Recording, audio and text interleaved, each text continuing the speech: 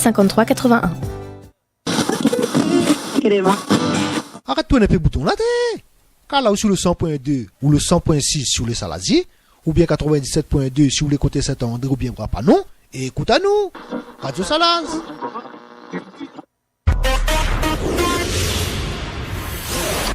Interview d'artistes en découverte, chanteurs, danseurs, peintres, stylistes, tout domaine confondu, à de l'artiste. C'est le rendez-vous de tous les jeudis dans le Morning Chris sur Radio Salaz.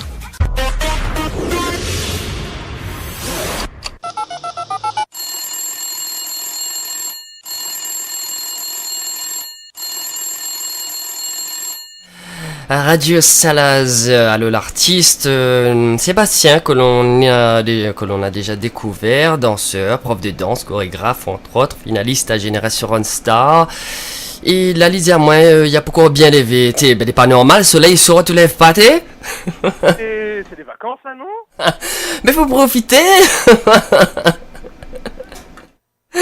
Alors Sébastien, donc avant nous en parle de ce projet là que nous là déjà en parlé avec Nicole d'Ambreville la semaine dernière. Si on aurait une résolution 2017.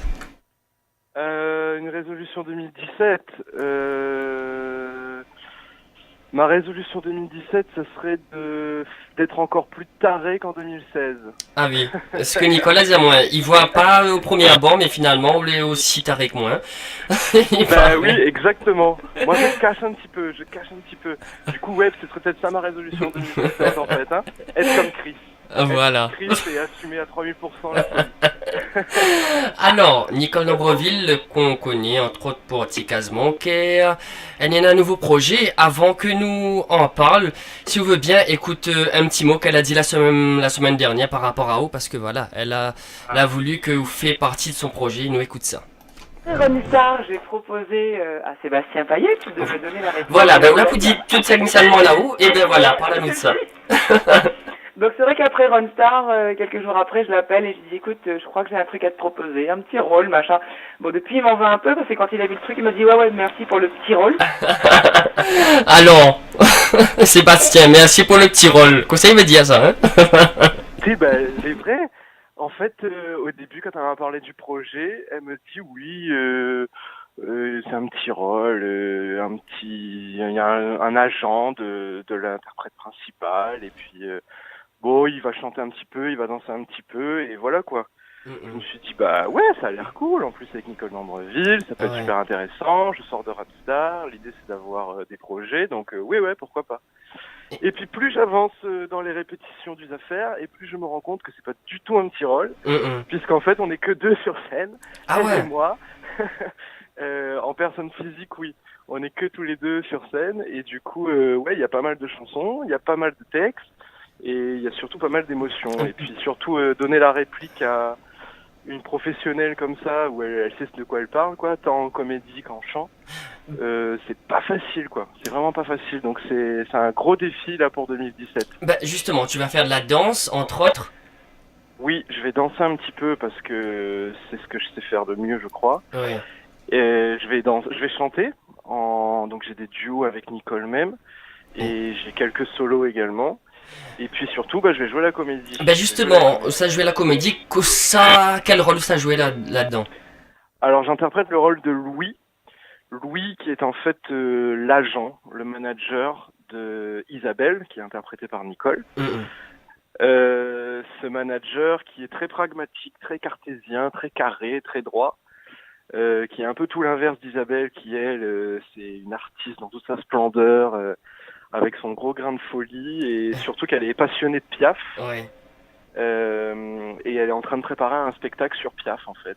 Mais ce qu'on découvre, c'est qu'elle a des sentiments pour Louis, que Louis, il n'est pas totalement insensible à son charme non plus, mais il est marié. Et en fait, voilà, tout au long de la pièce, on découvre cette relation très très ambiguë entre Louis et Isabelle, et tout ça sur le fond de Piaf en fait, puisque on retrouve les chansons de Piaf. Bah, justement, dans le clip qui est sorti, Mon Dieu, avec Nicole de Breville, quand ça t'y joué le rôle là, est-ce que vous n'allez pas gêner il doit être marrant quand même hein, de jouer ce truc-là. Les marrants même. C'est vrai que ouais, c'était un défi. En plus, sur le clip, c'était la première fois où on travaillait ces rôles-là. On n'avait pas vraiment eu de répétition encore avant à ce moment-là. Ouais. Donc, il a fallu s'immerger tout de suite dans le rôle. On a eu les bons conseils à la fois du metteur en scène de la pièce, donc Jean-Luc Chevry, et aussi du réalisateur du clip, Grégoire. Ça nous a permis de nous mettre dans la peau des personnages, et puis voilà, une fois qu'on entend action, il n'y a plus à réfléchir, on devient Louis et Isabelle, et c'est plus du tout Sébastien et Nicole, quoi. Justement, on a déjà fait une comédie musicale avec Giovanni et Louise. Est-ce que ça va être un plus ou plutôt un challenge? Ça sera autre chose? Alors là, pour le coup, j'interprète un rôle totalement différent. C'est vrai que sur la jeunesse de Dracula, j'interprétais le rôle de Vlad de Beauvoir La Fontaine. Donc un fils de bonne famille qui a à peu près 20 ans et qui a un héritage fort sur les épaules, mais qui a des sentiments pour un garçon-fille, on va dire. Ouais. Là, on est dans un tout autre délire. C'est le contraire, quoi. C'est presque le contraire, voilà. Le personnage est un peu plus âgé, il est marié et voilà. Mais en même temps, il y a toujours ce problème de, je suis amoureux, mais difficile de vivre ma passion amoureuse, quoi. Ah, Donc ouais. ça, c'est un point commun que je retrouve sur les deux personnages. Mm, mm. Après, je trouve que celui-là, il est un peu plus, enfin Louis sur Piaf et son cinéma. Le petit plus que je dois apporter, c'est un côté un peu plus comique, on va dire. Oui.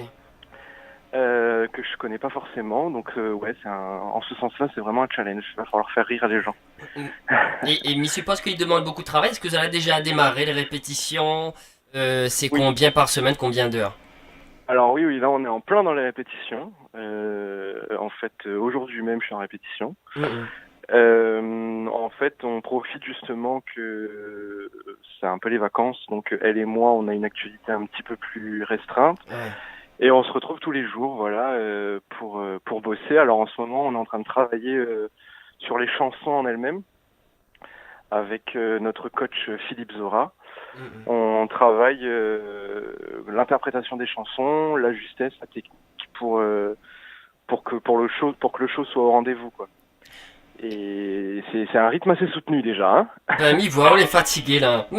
Ah oui, fatigué. Fais trop la fête. Non, fais trop la fête. Ah, plus que moi encore. Alors, Sébastien, donc ça sera en mars, il me semble. De toute façon, ça sera de retour sur Radio Salaz pour donner à nous la date exacte, puisqu'il n'y a pas de date fixe pour le Oui, moment. ça y est, j'ai une exclusivité. Ah, Pour super. Radio Salaz. Ah, yeah. Si, ça y est, la date est fixée, c'est donc le 4 je bouquine n'importe quoi. Le 4 mars, Le 4 mars, donc au théâtre Luc Donat, c'est ça, au Tampon, ça. Hein. au tampon. Ça, c'est Au la tampon. première. Et ben, les billets, alors, elle disait à moi que elle n'est pas encore en vente. Est-ce que. Non, toujours pas. C'est toujours pas. Bon, pas d'exclus Là, c'est un là-dessus, peu alors. les vacances pour tout le monde quand même. Hein. D'accord. Mais dès la rentrée, on pourra procurer les places pour le spectacle. En tout cas, Sébastien, il est très content pour vous, mais j'espère que il pourra Merci. venir quand même d'ici le mois de mars. Et puis, que de bonnes choses, de bonnes fêtes à vous. Merci beaucoup à toi aussi, à tous les auditeurs. Merci beaucoup. Salut, salut.